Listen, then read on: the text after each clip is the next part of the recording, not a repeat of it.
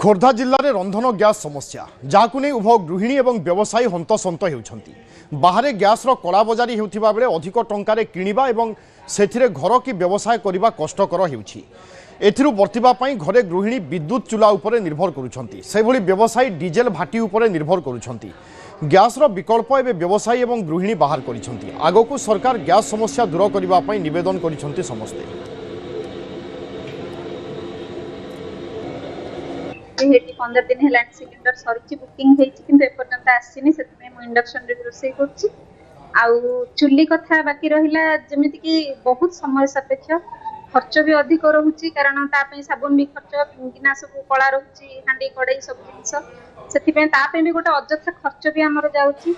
वर्तमान जो व्यस्तबहुल जीवन में समस्ते व्यस्त भितर रोचे चुली समय काढ़ा टे कष्टकर हो गैस समस्या बहुत मात्रा असुविधा अच्छी गैस करूँ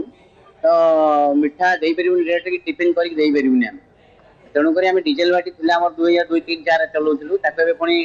ये चलाऊ आउ थे दीटा भाटी चलाऊ कम पैसा आमको सुविधा हो 7-8 जन लोग कम कर मो पाखे व्यवस्था न था दुकान आम बंद हो जाता सब छुट्टी दे था मोर आगुरी भाटी एवं भी भाटी बजार मिलूनी।